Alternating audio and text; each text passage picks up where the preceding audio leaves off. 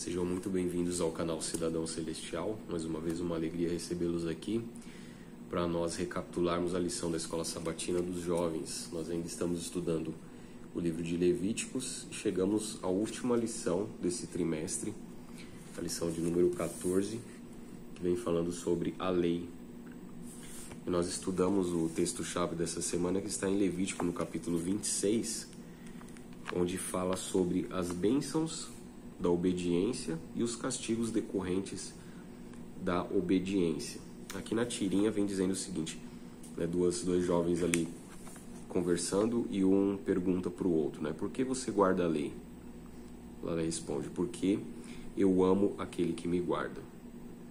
Então só essa conversa aqui entre esses dois já nos mostra, né, de que forma que nós devemos guardar a lei. Nós devemos guardar a lei em resposta ao grande amor de Deus por nós.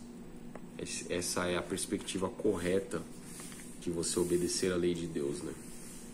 Você tendo consciência daquilo que Cristo fez por você na cruz do Calvário, de ter salvado você, de ter te libertado do pecado, e aí por conta disso automaticamente você vai guardar a lei. Todo aquele que se converte verdadeiramente ao Senhor, que aceita Jesus como seu Salvador, tendo consciência daquilo que ele fez por nós na cruz do Calvário, automaticamente ele vai obedecer aos mandamentos de Deus. O próprio Cristo, ele diz lá nos Evangelhos, né? Se me amais, guardareis os meus mandamentos. Então, não tem como a gente desassociar a questão do amor com a questão da obediência. E aqui no capítulo 26 do livro de Levítico, no verso 12, no contexto, né, das bênçãos decorrentes da obediência, está escrito o seguinte: andarei entre vocês e serei o seu Deus, e vocês serão o meu povo. Eu sou o Senhor, o Deus de vocês, que os tirei da terra do Egito, para que não fossem escravos do Egito, né, dos egípcios.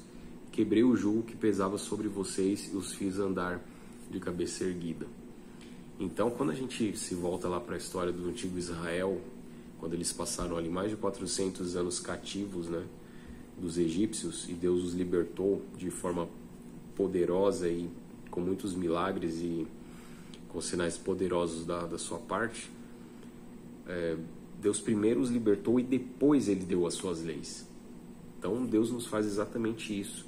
Ele primeiro nos liberta do pecado, ele primeiro nos salva dos nossos pecados, né, da escravidão do pecado, para depois, aí sim, a gente, em decorrência da grande salvação que Deus fez por cada um de nós, aí depois é que nós passamos a obedecer os seus mandamentos.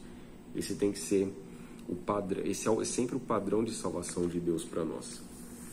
A lição de domingo vem dizendo assim, né, a caixa dourada. Levítico tem alta consideração pela obediência aos 10 mandamentos, ensinando-nos por que precisamos deles e como aplicá-los de forma prática em nossa vida.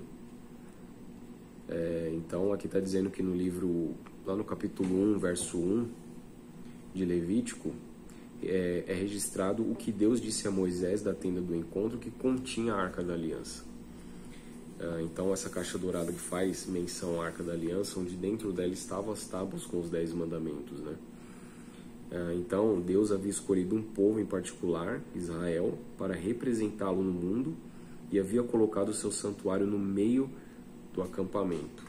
Então o desejo de Deus sempre foi estar entre o povo, né? Mas obviamente que Deus, ele habita entre um povo que lhe obedece, né? Um povo que através das suas obras realmente demonstra, né, de forma prática, que aceitou a sua salvação e que aceita as suas leis, obedecendo essas leis. A lição de segunda diz: duas funções. As leis encontradas em Levítico podem ser classificadas em 3 tipos: leis cerimoniais, civis e leis morais. Nós entendemos que as leis cerimoniais, elas foram abolidas na cruz, né? Toda aquela ritualística do santuário, aquelas especificações que Deus deu para o povo de Israel no Antigo Testamento, elas perderam a validade a partir do momento que Jesus Cristo morreu na cruz.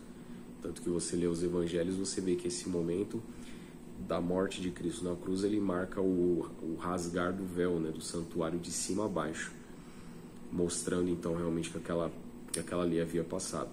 Porém, as leis as leis dos 10 mandamentos, né?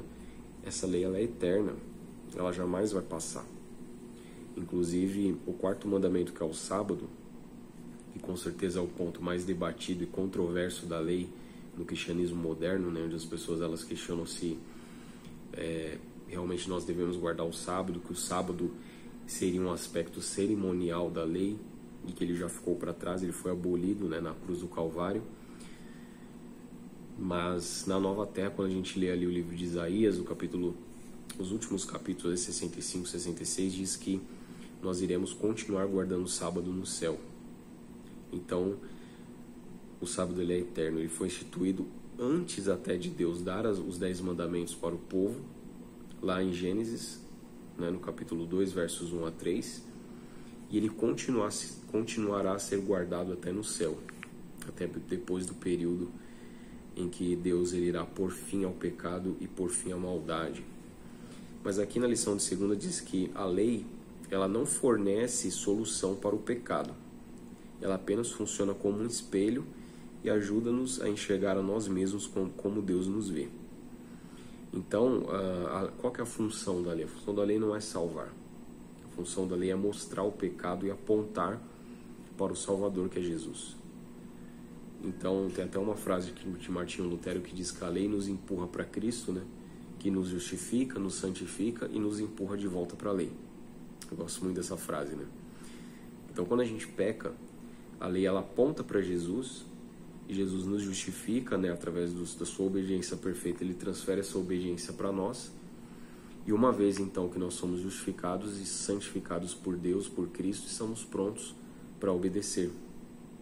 Então esse ciclo ele é contínuo na nossa vida, porque apesar de nós aceitarmos a Jesus como Salvador, a gente continua pecando, né?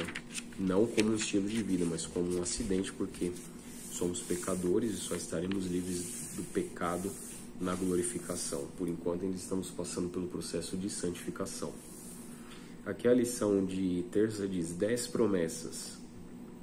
Quando estudamos Levítico, surgem várias perguntas em relação à lei de Deus. A mais comum delas é como saber quais leis são obsoletas e quais ainda são relevantes para nós. Realmente essa pergunta talvez tenha acompanhado aí muitos de nós durante o estudo desse trimestre, né, ao estudarmos o livro de Levítico. Mas aqui diz o seguinte, é uma excelente pergunta e a resposta é bastante simples. Se o Novo Testamento apoia, ela ainda está em vigor. Por exemplo, uma vez que o Novo Testamento ensina que os sacrifícios de animais terminaram com a morte de Jesus, não praticamos sacrifícios de animais. E visto que o Novo Testamento não condena misturar 2 tipos de tecidos em nossas roupas, também não o condenamos. Então, aqui é um princípio que nós podemos utilizar para buscarmos entendimento, né, de quais as leis que ali estão prescritas em Levíticos ainda estão válidas hoje para nós, né? A lição de quarta vem trazendo a palavrinha lei, na qual nós fizemos aqui o link, né, com outras palavras. Eu coloquei uma série de coisas aqui, que a lei de Deus ela é santa, ela é justa, ela demonstra lealdade para com Deus, ela mostra o pecado, ela nos leva a Cristo. Sim, a lei nos leva a Cristo, né, para que nós possamos buscar o perdão, dá paz e entendimento. A lei de Deus dá saúde e inteligência, e a lei de Deus é uma transcrição do seu caráter, né, do caráter de Deus. E aqui a lição de quinta, a rede da lei. Muito interessante essa lição de quinta, diz assim, Levítico 26 está repleto de linguagem relacional. Deus deseja que seu precioso povo obedeça aos seus mandamentos porque eles estão em um contexto de relacionamento, tanto vertical quanto horizontal, né? Quando Jesus ele resumiu a lei em 2 grandes mandamentos, né? Amarás o Senhor teu Deus de toda a tua alma, toda a tua força, todo o teu entendimento. Ali resume os 4 primeiros mandamentos, né? A primeira tábua da lei, né? Que são os mandamentos voltados para o nosso relacionamento com Deus.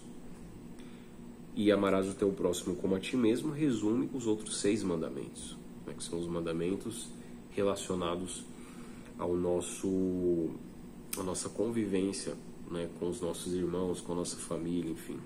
Como que nós devemos nos comportar. Então, realmente, a lei de Deus, ela é relacional, tanto com o aspecto divino, para com o aspecto dos nossos semelhantes. E aqui a lição de sexta, alguns comentários de Ellen White, que diz que a lei ela é imutável e eterna. Eu vou ler só aqui um pequeno trecho que diz assim: nenhum erro aceito pelo mundo cristão fere mais audaciosamente a autoridade de Deus, a autoridade do céu, nenhum se opõe mais diretamente aos ditames da razão, nenhum é mais prejudicial em seus resultados do que a doutrina moderna, que tão rapidamente ganha terreno, de que a lei de Deus não mais vigora para os seres humanos. Toda nação tem suas leis, que impõem restrições e obediência. Nenhum governo poderia existir sem elas. Sendo assim, como poderíamos conceber que o Criador dos céus e da terra tenha uma lei para governar os seres que ele criou? Então, hoje, muitos cristãos modernos dizem que a lei de Deus ela foi abolida. Mas isso realmente é muito estranho, né? Porque Deus nos salvou para a obediência e não para a desobediência. Então imagina o fato de Jesus Cristo ter morrido na cruz para nos salvar dos nossos pecados e não nos nossos pecados. E a partir daí ele está nos autorizando, então, por conta do seu sacrifício na cruz, a nós não obedecermos mais a lei. Ou então alguns dizem que a lei de Deus ela nos priva de liberdade, ela cerceia, né, a nossa liberdade. Mas isso é nada mais mentiroso, porque na verdade a lei de Deus é que nos confere liberdade verdadeira. Então quando nós obedecemos aos preceitos de Deus, aí sim verdadeiramente nós somos livres. E mais ainda porque Cristo já nos libertou do poder do pecado ao morrer na cruz do Calvário. Então que nós possamos buscar cada vez mais obedecer ao nosso Deus. Claro que não somos perfeitos, né? Em algum momento falharemos, mas louvado seja Deus porque temos advogado junto ao Pai que nos defende, né? Que pleiteia por nós através do seu sangue, do seu sacrifício na cruz. E que nós possamos continuar estudando a lição da Escola Sabatina do próximo trimestre. Nós iremos estudar sobre identidade. Eu estou até aqui com a lição do próximo trimestre, do último trimestre do ano, né, de 2023, outubro, novembro e dezembro. E nós vamos estudar então sobre algumas doutrinas que são distintivas do povo adventista. Então olha que lição importante realmente para nós reforçarmos a nossa identidade. Então que você possa continuar estudando a lição da Escola Sabatina, buscando compreender as Sagradas Escrituras através dessa ferramenta poderosa que a igreja nos disponibiliza, que é a lição da Escola Sabatina. Um forte abraço, que Deus te abençoe e até o próximo vídeo.